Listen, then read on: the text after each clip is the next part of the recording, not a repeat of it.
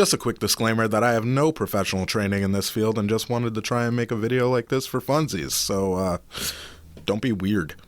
Also, a trigger warning that this video will talk about abuse, eating disorders, abandonment, and Stockholm Syndrome. So if that's something that will bug you or get you in your feelings, like, maybe don't watch this one.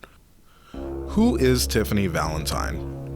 Without much thought, Tiffany Valentine is the amoral, profane, ride or die, literally in some cases, Bonnie to Chucky's Clyde.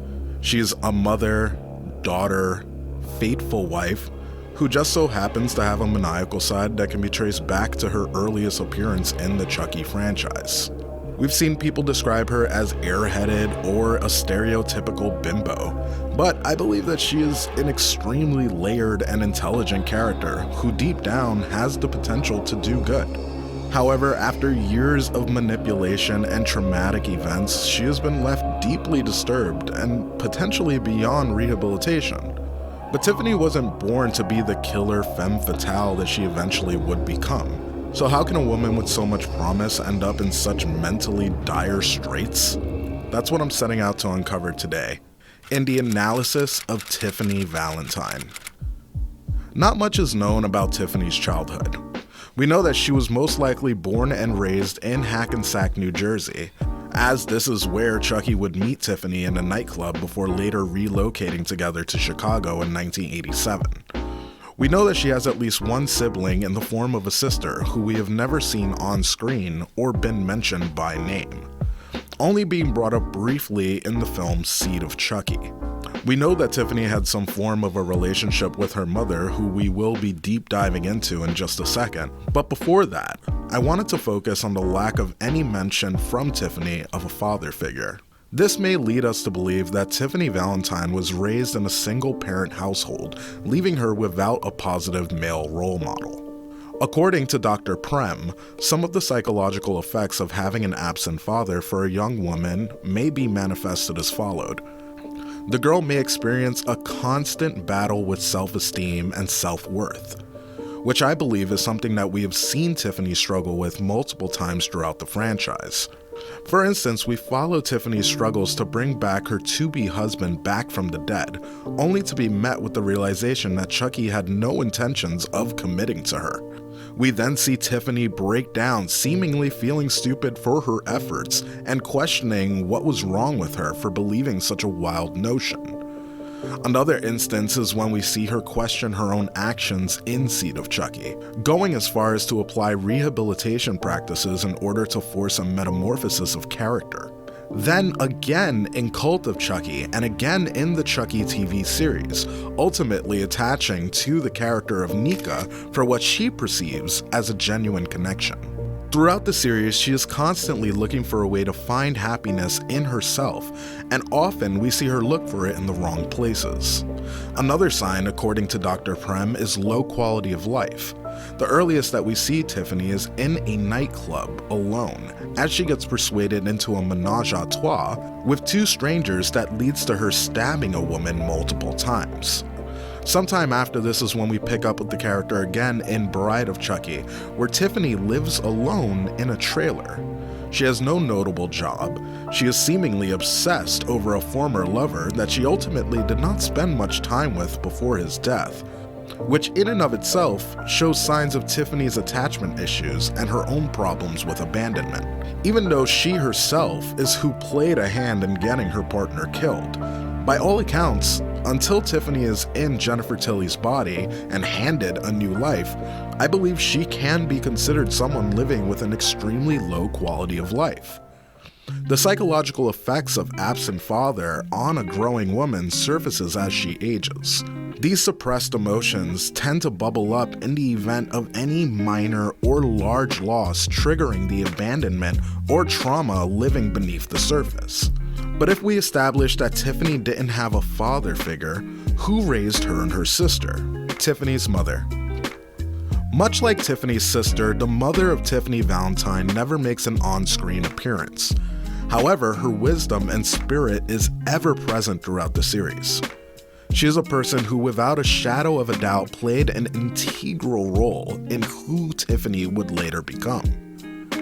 Tiffany describes her mother as a philosopher, and by all important accounts, she seemingly had a very positive relationship with her. She quotes her very often, but taking a look at her mother's advice, there's a very clear common theme. A woman spends all day over a hot stove slaving away for a man, the least he can do is the dishes. You can't put a price on love. Love would set me free. Never let a man cock-block you from what makes you happy. It's clear to see that when compiled, all of the advice her mother was imparting onto her daughters seemed to tackle the subject of love. Based off of the absent father theory, it wouldn't be hard to imagine that after getting pregnant with Tiffany and her sister, that soon after their birth father may have left, leaving Tiffany's mother to raise two daughters alone and potentially struggling based off of where we see Tiffany later in life. It is possible that the mother would have become jilted and developed a strong distaste for the antics of disloyal men, eventually revealing itself through the advice that she gave to her daughters. It's not crazy to imagine that as a protective mother seeing herself in her daughters and not wanting them to fall to the same fate, that she would preach a value system to the girls through her metaphors that spoke from her personal experiences. However, I think she unknowingly stunted her children, giving Tiffany an adolescent view of love. Tiffany's last name is literally Valentine. In that alone, love would have a major significance to her. This would also explain why Tiffany seems to have a childlike innocence about her character.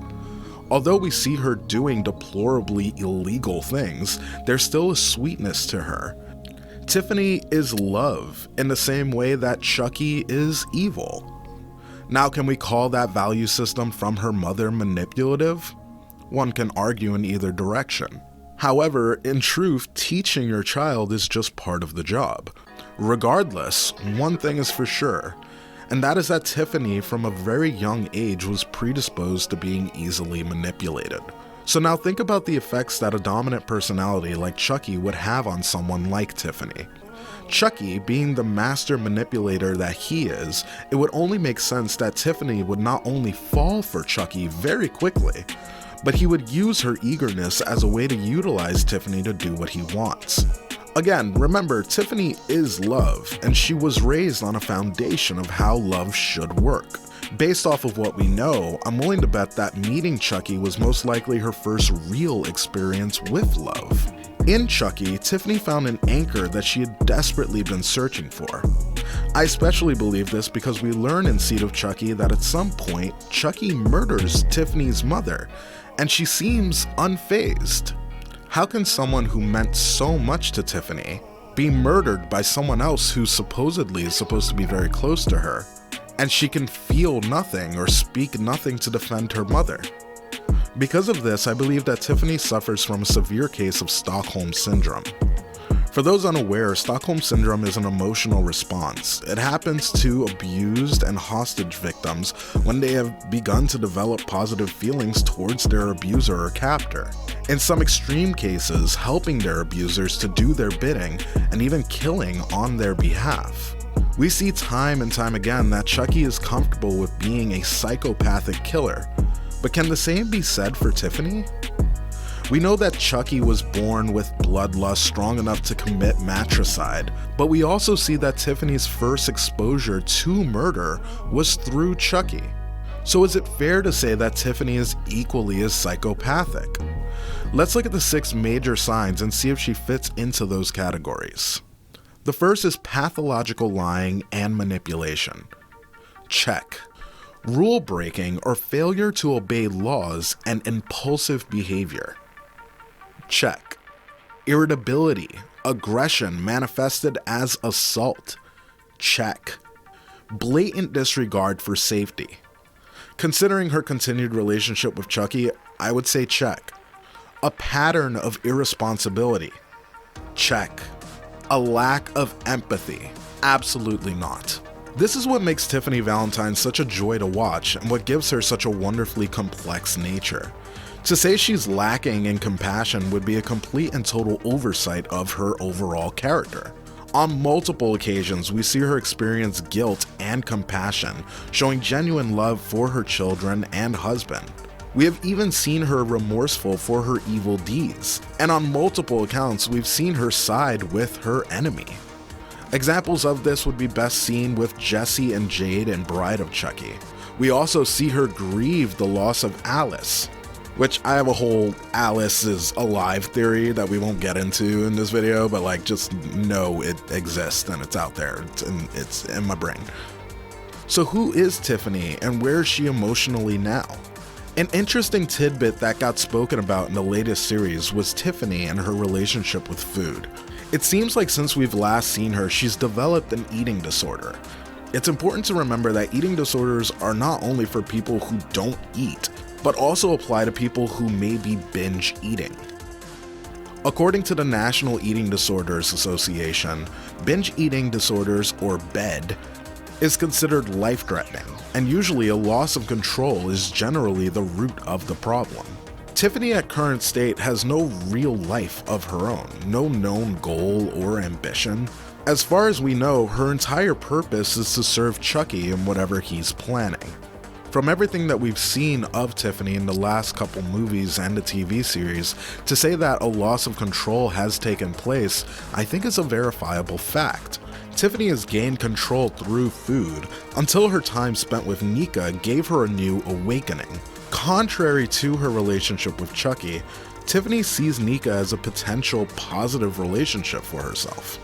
She doesn't view doing things like kidnapping Nika or severing her arms and legs as something that isn't justifiable when in her own mind, the means justify the ends.